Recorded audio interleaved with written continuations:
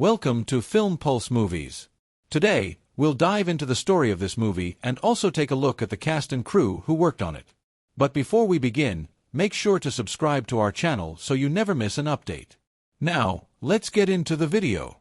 In a world where betrayal ignites war and power knows no mercy, only the fiercest will rise. The throne is not inherited, it is taken in blood. The kingdom of Arothar was once united under a wise king, but after his mysterious death, chaos consumed the land. His three sons, Prince Kael, a cunning strategist, Prince Darius, a ruthless warrior, and Prince Lucian, a master of deception, each claimed the right. If you're enjoying our videos, don't forget to subscribe to our channel, and make sure to like and share as well. Now, let's continue with the video. Right to the throne. Their hunger for power turned brother against brother, plunging the realm into a brutal civil war known as the Reign of Fury. As castles burned and armies clashed, alliances were forged and shattered overnight. The people, caught in the crossfire, prayed for peace, but the princes only grew more merciless. Amidst the chaos, a forgotten prophecy emerged: only a king forged in fury shall unite the land. Now, as the brothers march toward their final confrontation, the truth becomes clear: only one will wear the crown, but the cost of victory may destroy the kingdom forever. The war dragged on for years, turning fertile lands into wastelands and castles into graveyards. Prince Kael ruled with cunning, believing wisdom and manipulation would secure him the crown. Prince Darius believed only brute strength could command respect, leading an army of warlords and mercenaries.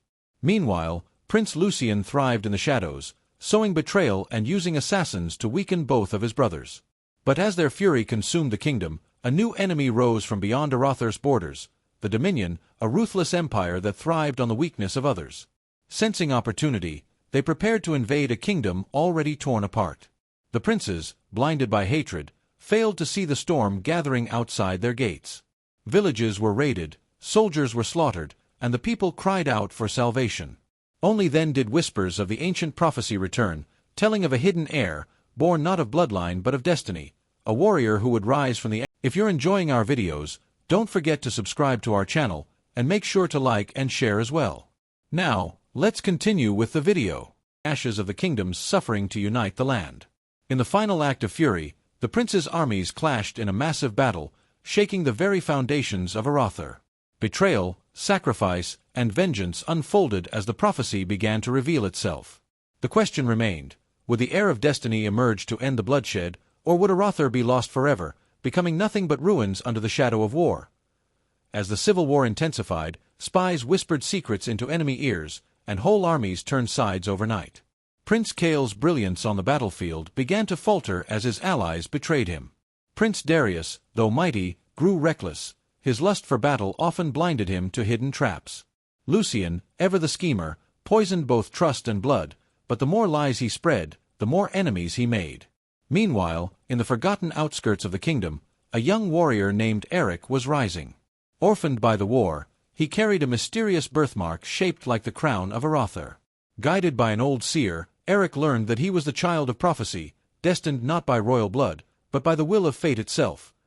When the Dominion invaded, the princes were forced into an uneasy alliance. For the first time, they fought side by side, but their hatred never faded. In the heat of battle, Darius's rage overwhelmed him, Kael's ambition clouded his strategy, and Lucian's deceit cost them the trust of their men. Their united army shattered, leaving Arothar on the brink of destruction. It was then that Eric stepped forward. Leading a rebellion of commoners, farmers, and warriors who had lost everything, he struck back against the Dominion with unmatched courage. His strength was not in bloodline, but in loyalty. Men followed him not out of fear, but out of hope. If you're enjoying our videos, don't forget to subscribe to our channel, and make sure to like and share as well. Now, let's continue with the video. Princes, realizing their thrones were slipping away, confronted Eric in a battle that would decide the fate of the kingdom. Blood spilled across the ruins of the capital as the brothers fought each other as much as they fought Eric. In the end, Eric defeated them, not with cruelty, but by exposing their greed and corruption. One brother fell by his own sword, another was betrayed by the men he had oppressed, and the last fled into exile, swearing vengeance. Eric, though reluctant, was crowned the new king, the King of Fury.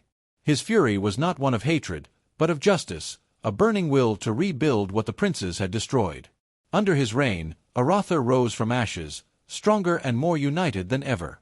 Yet in the shadows, the exiled prince still plotted, vowing that one day, the kingdom would bleed again. Even after Eric's rise, not all was well. The scars of war ran deep. Some nobles despised him, believing a common-born warrior had no right to rule. Secret rebellions stirred in the east, loyal to the exiled Prince Lucian, who was now gathering strength in foreign lands. Eric's crown was heavy, for he did not just inherit a kingdom, he inherited its hatred, its pain, and its unhealed wounds.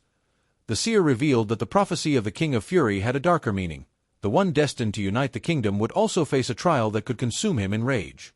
If Eric let vengeance guide his rule, he would become the very tyrant he fought to destroy. The crown was not just power, it was a test of the soul.